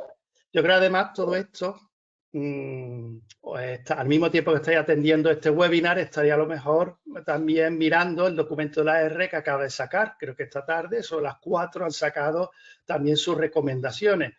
Y a buena pluma, mientras estábamos aquí preparando el webinar, pues nos ha parecido que básicamente son las mismas recomendaciones que hacemos nosotros desde la SEF y ASEVIR, no se manifiestan en contra de hacer el procedimiento de reproducción asistida. Y la parte de laboratorio es exactamente las mismas conclusiones que tenemos nosotros. Las buenas prácticas de laboratorio del manejo habitual de las pacientes son suficientes para estos tiempos que corren. Entonces, quería contar, no sé si Irene tiene ahí preparadas preguntas. Sí, pero bueno, yo creo que la mayoría las has ido respondiendo sobre la marcha porque has seguido muy bien el guión que hemos, conforme hemos elaborado el documento, y se iban haciendo preguntas y la mayoría han quedado respondidas a lo largo de la charla. La gente nos insiste mucho con el tema de la vitrificación. Yo creo que es uno de los temas que más preocupa, si almacenar en contenedores separados o no almacenar en contenedores separados. Como nos has dicho perfectamente, mientras las autoridades sanitarias no nos digan lo contrario y con las evidencias que tenemos ahora, podemos almacenar en los mismos tanques embriones o material de pacientes COVID positivos y negativos. Hay una pregunta que me ha llamado la atención y es que nos preguntan que si al varón le hacemos una PCR y nos resulta, ¿aconsejaría un lavado seminal? Antes de congelar o en Antes general. de congelar, exacto. Hombre, Igual que hacemos con los HIV, por ejemplo. Probablemente por precaución, pero en realidad no hay ningún indicio de que el eyaculado de un varón con COVID tenga partículas virales. O sea que en principio no haría falta, pero si el hecho de hacer un lavado antes de ponerle el quiroprotector ya estamos teóricamente diluyendo la posibilidad de que haya partículas virales, no es... No sé si José Antonio, que tiene también experiencia en criopreservación Sí. Cuando hacemos por lavado seminal entendemos hacer nuestro gradiente de densidad, nuestro SWINA y luego una detección de carga viral en el semen. En VIH, hepatitis B, hepatitis C lo hacemos porque se ha demostrado que el virus está en semen. Existe en semen, se ha demostrado. Todavía no está demostrado que exista en semen. Yo no haría en una criopreservación de la fertilidad una detección de un varón que tuviera PCR en nasofaringia positiva, detección porque, primero, porque no tengo claro, porque no hay evidencia de que haya, y segundo, porque mi laboratorio del hospital no sé si tendría la técnica puesta a punto para detectar ese virus en el semen. Lo mismo que sí la tiene con los laboratorios que trabajamos habitualmente para VIH, para hepatitis C, para hepatitis B, tiene sus controles, tiene sus textos. Para COVID no es, hay que adaptar la técnica, Yo en concreto me refería al hecho de diluirlo, no a la prueba. Obviamente la prueba molecular, sí, claro, ahora mismo no tiene ningún sentido. No, claro. Yo lo congelaría. Y por supuesto, como has comentado tú, pajuelas de alta seguridad, CBS, el semen congelado, por supuesto. Vale, porque este tema también nos están preguntando bastante acerca de si recomendamos ahora comenzar a vitrificar en sistemas cerrados. Sabes que la mayoría de los centros la vitrificación es en sistemas abiertos. Entonces, algunas sociedades científicas como la R está diciendo que hay que congelar en pajuelas de alta seguridad biológica, que si nosotros recomendamos, pues esto, vitrificar más en pajuelas de seguridad biológica, sistema cerrado frente abierto, en líquido, en vapor. Con todo esto hay un poquito estamos teniendo bastantes preguntas. Yo creo que solo en el caso de una paciente COVID-19 positiva con prueba PCR positiva, valoraría el hecho de usar una pajuela de seguridad biológica o tener un banco de vapores,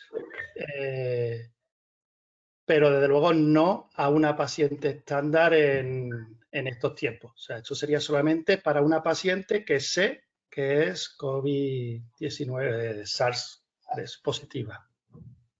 Vale. Y nos comentan que cuando tengamos una paciente COVID positivo confirmada, ¿qué hacemos? ¿Vitrificamos ovocitos o vitrificamos embriones? Creo que esto lo podemos discutir entre todos. Eso Aquí ya nos vamos al Yo panel creo que es general. una porque valoración más bien hombre, de forma de trabajo de con la clínica y el interés de los pacientes si prefieren hacer una transferencia diferida después o preservar esos ovocitos para más adelante. Dependerá del caso, pero desde luego desde el punto de vista del laboratorio no hay ningún impedimento en hacerlo de una manera u otra. O sea, no va a haber ni más ni menos riesgos. O sea, para el laboratorio es una cuestión clínica. Vale, y creo que esta pregunta también tenemos que formularla porque puede haber creado un poquito de confusión con algunos de nuestros compañeros y nos preguntan porque hay gente que ha interpretado algunas cosas, entonces nos dicen que si dentro del laboratorio de embriología, si siempre tenemos que llevar las mascarillas tipo FFP2 y uniformes de manga larga impermeables. No, Si no. nos lo resuelves, coméntalo si quieres un poquito más, Nicolás, y esto sería, dejamos claro esto. Un poco con la vía filosofía que José Antonio ha dicho antes. Mascarillas quirúrgicas, insistí en llevarlas porque después de una discusión si antes de llegar a la pandemia podíamos ir sin mascarillas quirúrgicas al laboratorio si estábamos siempre trabajando con cabinas y con cosas. Bueno, trabajar siempre con mascarillas quirúrgicas y guantes simplemente por el riesgo de infección entre embriólogos porque estamos en un sitio cerrado y podemos estar a menos de 2 metros de distancia mientras trabajamos. El uso de FFP2 en el laboratorio sería en el caso de que esté usando durante un proceso que pueda generar aerosoles y no esté usando barreras mecánicas que lo impidan, como una cabina de seguridad de clase 2 o tapa antiaerosoles. Si no lo tengo disponible y tengo la muestra con puedo tener COVID, el virus, pues entonces llevo mi mascarilla FFP2, pero solamente en ese caso. Vale, y al hilo de las campanas de flujo laminar nos preguntan también que si las campanas de flujo horizontal estarían contraindicados o no deberíamos utilizarlas en los tiempos que corren. Vale, eso es un melón que tendríamos que abrir en los laboratorios. Y, Debate largo. Pero se haría popular. El resumen es, no es en absoluto una buena práctica utilizar una cabina de flujo horizontal con fluidos humanos. Y lo dice muy claro el manual de bioseguridad de la OMS. ¿Vale? Otra cosa es que utilicemos medidas individuales protectoras que permita más o menos mitigar los riesgos. ¿Vale? Pero desde luego las cabinas de seguridad horizontales es un invento para mantener la asepsia de lo que estamos trabajando en centros de investigación, no para fluido humano. Entonces yo personalmente considero que deberían dejarse usar, pero no por el COVID, sino en general. Y, por ejemplo, en el Reino Unido obligan a tenerlas todos los centros y en España los inspectores de sanidad están empezando a obligar a los centros que se abren a tenerlo en algunas autonomías. En el sentido de que tiene que haber al menos una cabina de seguridad biológica de tipo 2 en la clínica. Lo de ya las cabinas horizontales, habría que ir pensando en renovarlas. Muy bien. Bueno, pues yo creo que tendríamos hay un montón de preguntas, no va a dar tiempo a contestar y a formular y a contestar todas, pues somos casi 800 personas en el seminario, estáis haciendo muchísimas preguntas súper interesantes, pero creo que vamos a abrir un poco el bloque común porque hay algunas preguntas que creo que nos interesan a todos. De todas formas, quiero recordaros que este documento que hemos publicado, que salió el lunes, es un documento dinámico. Como estáis viendo, pues, por nombrar algo, hemos estado hablando de los detergentes. Pues los detergentes, lo que hemos publicado en el documento, el mismo lunes salió una actualización de otros detergentes autorizados para limpiar el quirófano. Ahí en la página web del Ministerio lo podéis consultar, el documento actualizado. Bueno, pues esto va a ir cambiando, va a cambiar día a día seguramente, habrá nuevas publicaciones y nos hemos comprometido, ambas juntas directivas, que el grupo este nos han apoyado muchísimo, nos han dado un montón de opiniones que hemos incorporado al documento, nos hemos comprometido a hacer actualizaciones periódicas para incorporar todas estas actualizaciones que puedan ir surgiendo. Entonces, el día 4 de mayo haremos una actualización de este documento y esperamos que las últimas cositas que hayan ido saliendo, que nos estáis preguntando por aquí, ya las incorporemos al documento también. Como os decía, pues eso, tanto Luis Martínez, el presidente de la Sociedad Española de Fertilidad, como Antonio Urríes, el presidente de ASEVIR, pues están muy pendientes con que este grupo sea muy dinámico y se lo agradecemos la confianza que han depositado en todos nosotros. Si queréis podemos hablar un poquito de temas que nos afectan a todos, porque continuamente, aunque hemos ido cambiando de tema, hemos pasado por el laboratorio y la bioseguridad, hay temas que son recurrentes, que todo el mundo le preocupa muchísimo, que es el tema del testado a los pacientes y el testado al propio personal. Nos preguntan si creemos que deberíamos testar a todo el personal de la unidad que conforma la unidad de reproducción asistida, pues eso, enfermeras, embriólogos, todo el mundo, y luego también si tenemos que testar a todos los pacientes, con qué los testamos y si tendríamos que testar también a los varones. Creo que cuando me he incorporado yo, Dani estaba contestando algo de esto, pero como se ha vuelto a preguntar, creo que debemos dejar un escenario más o menos definido antes de cerrar esta sesión. ¿Quién le apetece? ¿A quién le apetece el marrón?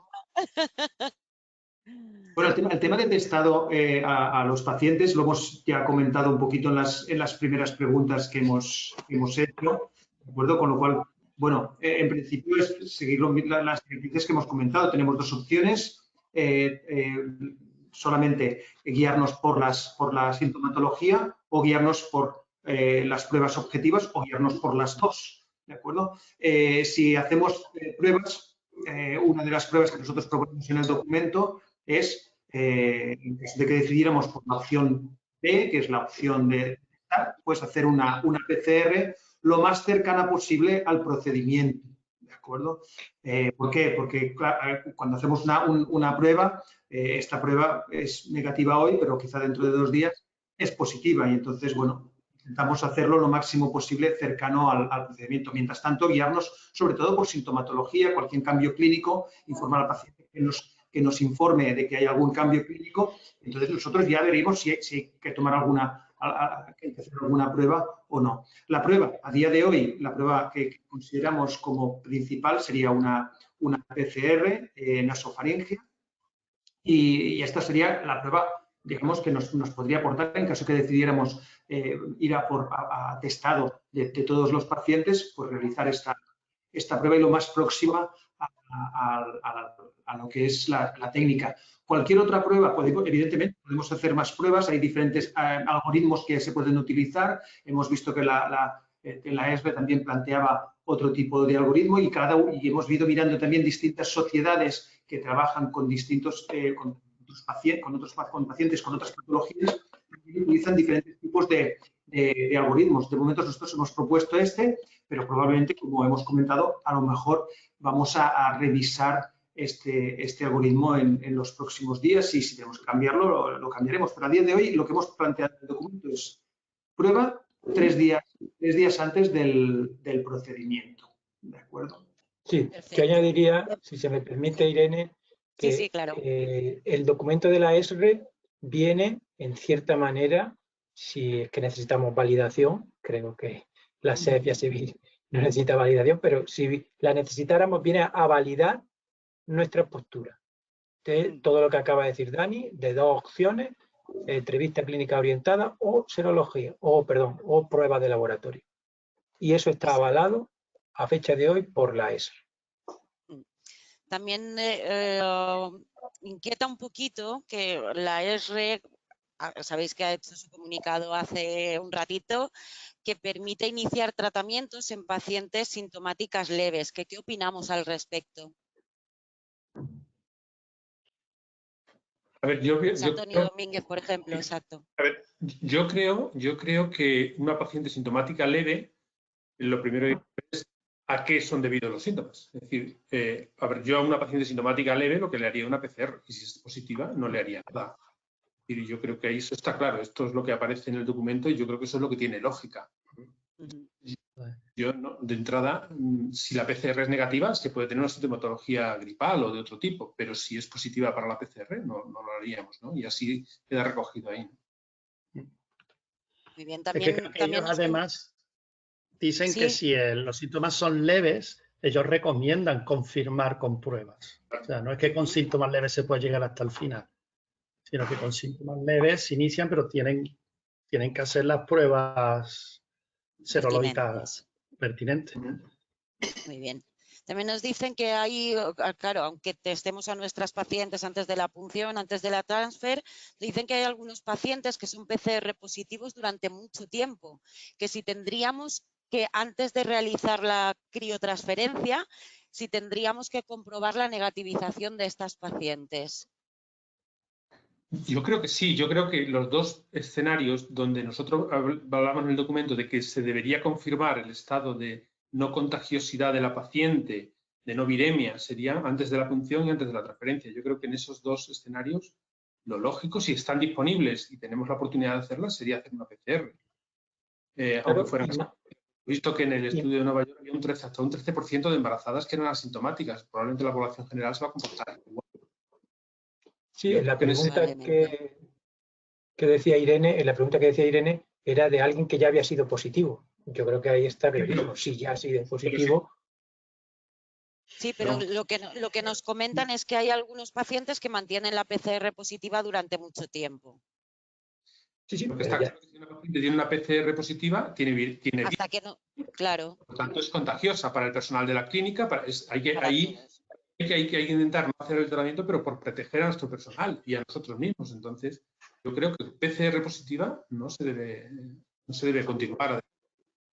Claro, y volver a testar a la paciente antes de iniciar la criotransfer, antes de programar la criotransferencia. Eso es.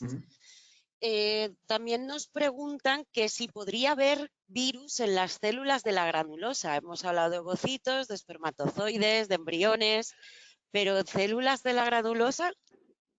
A ver, yo creo que lo sabremos dentro de 2 semanas o un mes, porque con la velocidad con la que se pueden publicar artículos sin revisión por pares ahora mismo, la veo como no. Con el SARS y con virus anteriores no se han descrito infecciones de virus en ovarios ni en muchos más tejidos aparte de los respiratorios. Con lo cual, muy probablemente no se puedan encontrar evidencias de virus en el ovario. Entonces, ni en el mismo ovocito ni en granulosa. Pero obviamente es muy difícil demostrar un no. O sea, algo que no pasa. Entonces, eso nada más que eso lo llevará tiempo y estudios forenses de ovarios de pacientes que hayan fallecido y histopatología que demuestren qué tejidos acaban infectados por el virus y qué tejidos no. Probablemente dentro de 2 meses lo sepamos perfectamente. Creo que aquí, Irene, si me permite, podríamos añadir que la expresión del receptor el ACE, el famoso de la enzima convertidora de angiotensina 2, no quiere decir que haya virus. Expresar este receptor no quiere decir que haya virus, se requieren otras cosas. Se requiere un nivel suficiente de virus que sabemos que no está en sangre, que no llega, que la viremia, el 1% de estos pacientes tienen virus en sangre detectable. Por eso no hay transmisión sanguínea, porque apenas hay en sangre, muy poco. Y si lo hay, no es contagioso. Para que se introduzca en las células tiene que haber otro tipo de expresión. Entonces, todo el follón ha venido cuando modelos bioinformáticos han dicho qué tejidos eran los más probables que pudieran estar infectados. Pues esos modelos bioinformáticos dijeron el testículo, el riñón, y todo el mundo creyó a la bioinformática. Y yo creo que una cosa que nos tiene que enseñar esta pandemia es que la bioinformática no es Dios, ¿no? Lo que dice la bioinformática no tiene que ir a misa.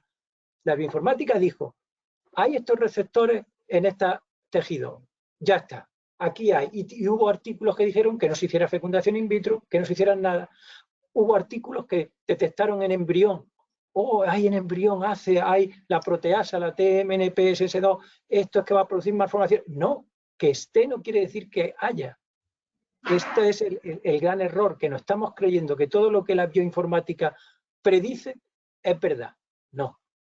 Entonces hay que ir con cuidado y con saber lo que se dice. Y lo que tú has dicho de que hay artículos revisados por pares, que no están revisados por pares, hay artículos que cuando esto pase se nos caerá la vergüenza de haberlo colgado en una página web por su baja calidad científica, y el daño que está haciendo. Muy bien. Bueno, hay un par de preguntas más que son bastante recurrentes y creo que tenemos que nombrarlas, y es que nos dicen que no hemos dicho claramente si hay que testar o no al personal de las clínicas. Insisten, por favor, no habéis comentado qué hay que hacer con el personal. Y luego otra preocupación, hay una gran preocupación y también es bastante recurrente en las preguntas, y es ese 20% de pacientes que por la sintomatología o que son asintomáticas y que no podemos detectar y que son positivas y por lo tanto pueden ser potencialmente contagiosas al resto de pacientes, a nuestro personal, etcétera, y que solamente por una anamnesis o lo que nosotros proponemos en el documento no las podríamos detectar porque pueden pasar como asintomáticas. Entonces la gente tiene miedo de esas pacientes que se nos pueden estar escapando si hacemos solamente una anamnesis de nuestras pacientes. Yo me pido responder esta segunda pregunta. Y la Venga, primera pues la primera. La segunda pregunta. Voluntario para la primera también. Íroslo pensando. La segunda pregunta, efectivamente, el que nadie hace esta pregunta tiene toda la razón. Por eso que existe este riesgo, es por el cual nosotros consideramos un agente biológico y ponemos unos niveles de bioseguridad dependiendo de la actividad que vayamos a hacer. Por eso, ese personal administrativo tiene que estar a más de 2 metros de los pacientes, porque si no existiera esto, es decir, ese 10% de asintomáticos positivos, estaríamos todos en la calle, pero como existe, estamos en nuestras casas y vamos a salir a trabajar y vamos a atender a nuestros pacientes que tienen derecho a ser atendidos con medidas de seguridad adaptadas a lo que vayamos a hacer con los pacientes. Si vamos a entrevistarnos, van a estar a una distancia. Si vamos a estar a menos de esa distancia, le vamos a poner mascarillas quirúrgicas. Si los vamos a llevar a la funcionar, van a entrar ellos con mascarillas. Nosotros vamos a tener nuestras mascarillas, etcétera, etcétera. No voy a repetir mi charla. Por supuesto, cuando ese señor entra al cuarto de baño a recoger una muestra de semen, tengo que dar por hecho de que cada 10 señores, uno va a estar contagiado. Luego, uno de ellos, no sé quién, me va a contaminar el lavabo, el cuarto de baño, porque se va a quitar los guantes para masturbarse. Y yo, como no sé quién es, ¿qué hago? Cada recogida de semen voy a limpiar mi cuarto de baño. ¿Con qué? Con los productos que hemos comentado. Pero este riesgo, claro que existe, pero para eso se han inventado las medidas de contención y de bioseguridad. Por eso podemos trabajar.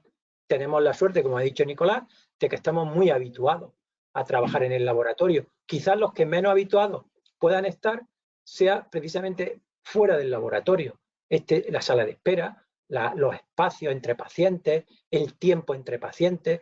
Antes, en un cuarto de baño, que levante la mano quien en su sitio, en 15 minutos, 10 minutos, en 20 minutos no han recogido 2 o 3 pacientes las muestras en el mismo cuarto de baño. Pues ahora creemos que tiene que haber intervalos entre pacientes que permitan la limpieza de esas habitaciones. Y ahora mis compañeros van a responder la primera pregunta. Bueno, sí, yo Vale. Pues, Un poquito en esta línea, porque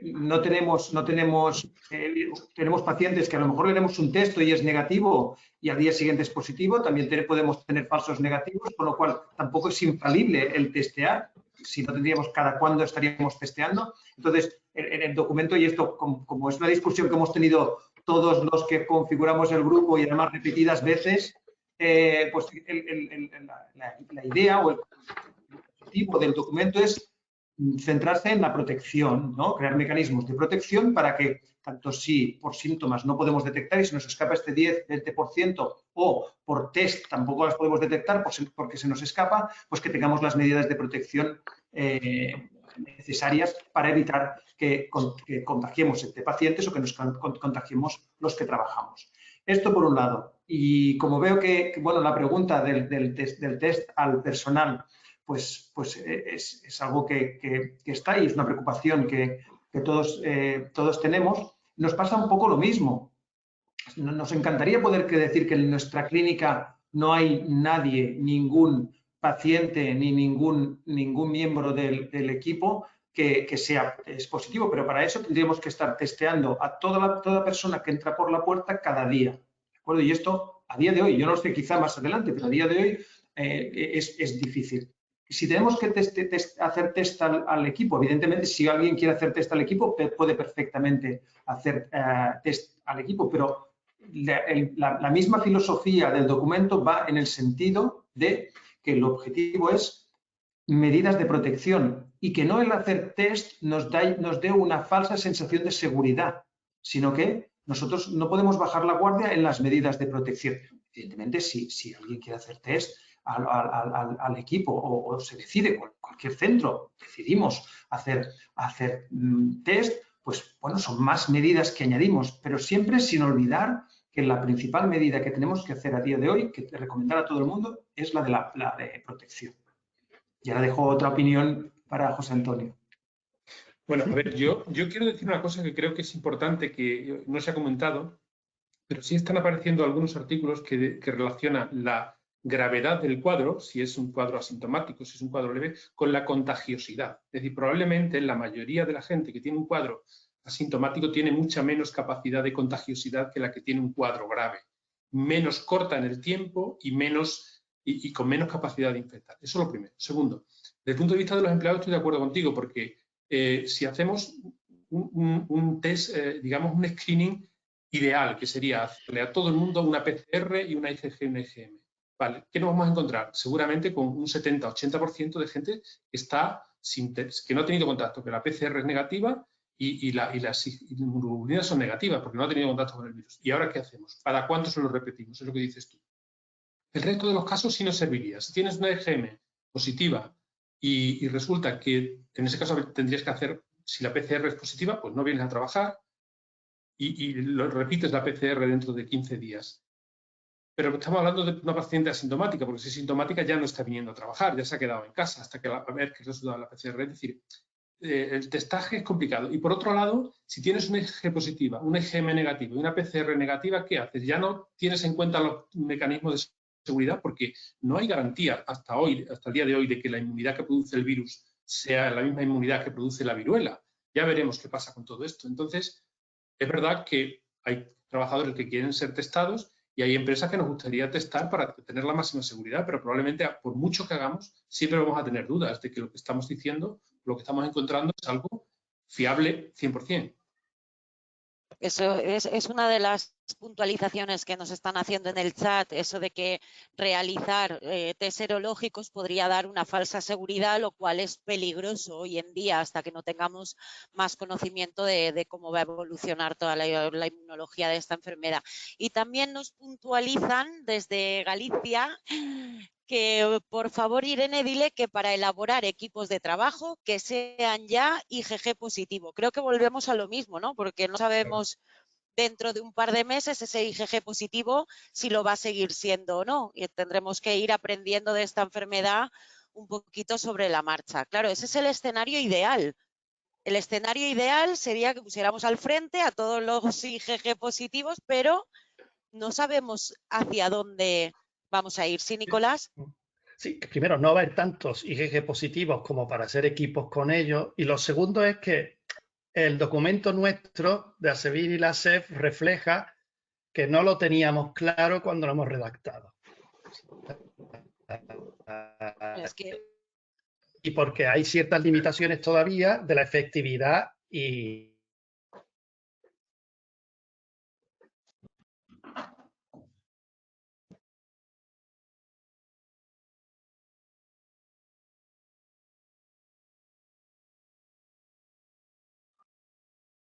Me he quedado sin oír a Nicolás, Nicolás. Nicolás, no sé si nos oyes, no te oímos. Si quieres, mientras vuelve la voz de Nicolás, José y si Antonio tiene quería... síntomas severos, directamente no viene. Vale. No hemos oído la mitad, Nicolás, lo siento mucho.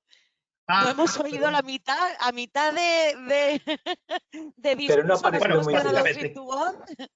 Creía bueno. que era mío, pero luego los compañeros también han dicho, si quieres resúmenos un poquito Vale. lo Simplemente el que has resumen es que la comentado. R, si se moja, nosotros lo hemos discutido mucho, no nos hemos mojado, la R si se moja y la R dice que a los asintomáticos no se le haga ningún test para incorporarse al laboratorio o a la clínica. Se hace el test a los que presentan síntomas leves y a eso se le hace el test. Y los que tienen síntomas específicos ya tienen fiebre, que directamente no vengan y vayan a su médico de familia o a su centro de salud. O sea que la R en esto sí se moja. Sí, y quiero, lo siento, José Antonio, querías hablar, pero me voy a colar. Quería enlazarlo con otra cosa que hemos discutido también nosotros bastante y que también nos lo están puntualizando, y es que es posible que no haya, una vez que todo el mundo, todas las consultas clínicas comiencen con su actividad, es posible que no haya disponibilidad de todos los test para realizar a todos los pacientes, a todo el personal. Entonces, el escenario, nosotros hemos creado los posibles escenarios. Si hay test disponibles, son sencillos, son baratos, se pueden utilizar, perfecto, pero si no, tenemos el otro escenario abierto, porque no sabemos si va a haber disponibilidad de todos los test, de PCRs, de anticuerpos, de todo. Y ahora, José Antonio, querías... No, y porque aparte de la disponibilidad, estamos convencidos, como nos lo ha demostrado la R, que es una medida segura. Yo quería decir que, y están reflejadas en las referencias de este documento, que nosotros hemos consultado a la Sociedad Española de Medicina Preventiva y Salud Pública, que hemos consultado todas las recomendaciones del Ministerio y que hay cosas que no las hemos entrado a discutir porque ya están discutidas. Y una de ellas es el riesgo del pasaporte serológico. Y eso está en uno de los documentos referenciado. Y no era el momento de entrar a discutir sobre el pasaporte serológico, que está absolutamente prohibido, por decirlo, no recomendado ni por preventivistas ni por el gobierno. Cuidado con el pasaporte serológico. Cuidado.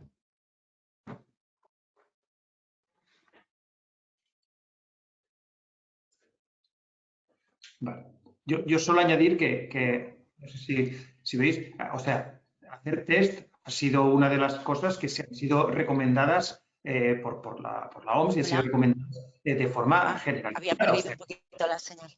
Que hacer test, sí creo que además, no sé si por tiempo ya estamos un poco fuera de tiempo, pero solamente que quería incidir en esto, que evidentemente hacer test es algo bueno. Lo que pasa es que es importante que el hacer test no nos quite hacer otras cosas como es seguir con las medidas de protección. Perfecto. Bueno, pues hay otra pregunta que sigue saliendo. Nos vuelven a preguntar por si vamos a crear un modelo de consentimiento informado. Supongo que la gente está bastante preocupada con esto, con si va a quedar reflejado en las historias o no. Y luego, aparte, también si creemos que es el momento de solicitar que los consentimientos informados firmados telemáticamente tengan validez para evitar desplazamientos de pacientes al centro, etcétera.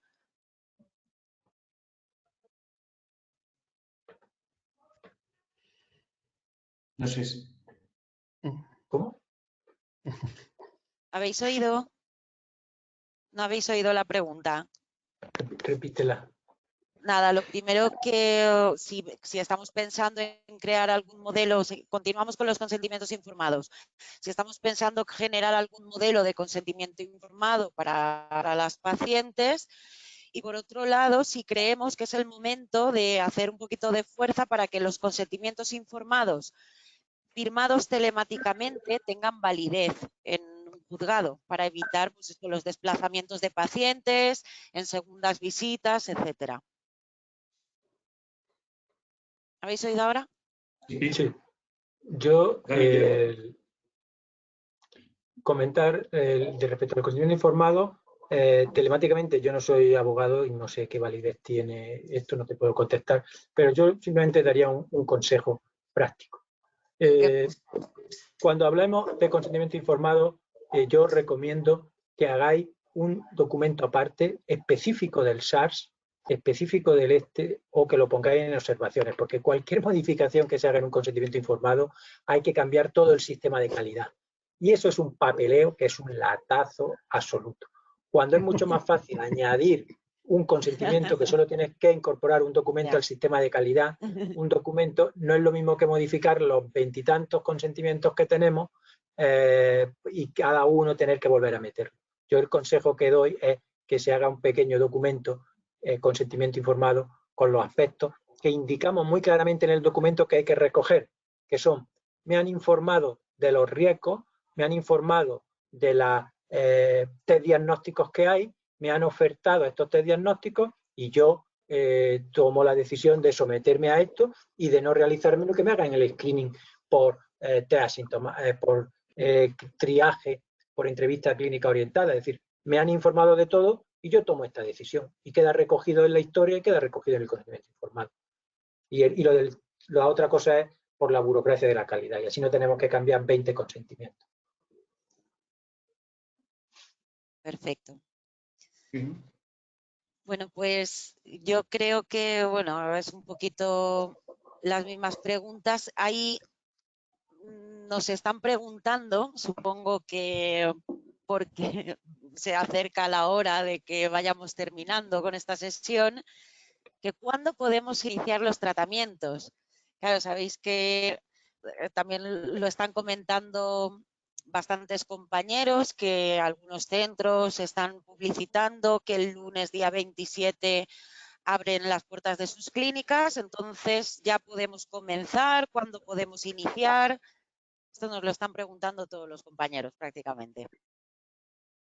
Sí, bueno, esta ha sido la primera pregunta que hemos contestado. Creo que como hay gente que se ha reenganchado un poquito más tarde, vuelven a preguntar.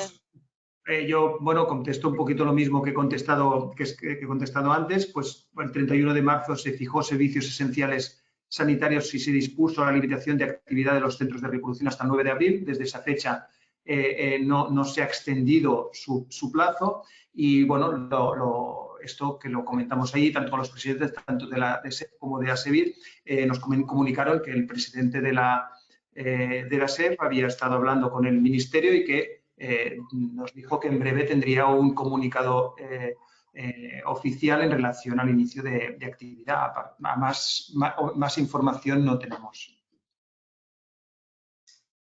Vale, perfecto. Pues no sé si queréis hacer alguna aportación más. Yo creo que le hemos robado ya a la gente un par de horitas de su tiempo. Habíamos anunciado 1 hora, se ha convertido en 2. Muchísimas gracias a todos por asistir y sobre todo por la acogida a este seminario. Si mis compañeros quieren hacer alguna aportación antes de cerrar la sesión. Perdona, Irene, únicamente... Sí, Nicolás. Sí, solamente decir que ante el éxito de convocatoria y tratarse conectado, que me dicen los compañeros a seguir que específicamente para el laboratorio, ante tanto interés, probablemente también hagamos más otro webinar o alguna otra actividad ya más específica al laboratorio, viendo el poder de convocatoria que hemos tenido hoy.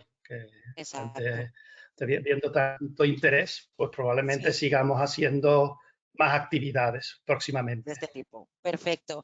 Luego también os quería recordar a todos por el trabajo.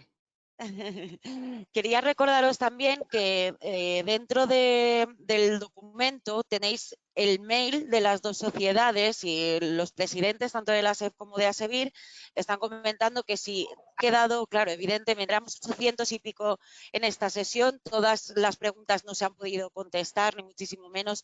Entonces, si tenéis alguna pregunta relevante que queráis que sea contestada por alguna de las dos sociedades o por ambas, tenéis el mail de nuestras secretarias que nos lo harán llegar o bien al grupo de trabajo o bien a las juntas directivas para poder resolver vuestras dudas. Y por mi parte, nada, agradecer a mis 4 compañeros el haber estado aquí esta tarde, contarnos la experiencia. A Belén y a Beatriz, no las olvidamos, que también han formado parte de esta experiencia tan bonita, tan enriquecedora. Y bueno, a las 2 juntas directivas por todo su apoyo en el proceso de elaboración y redacción del documento.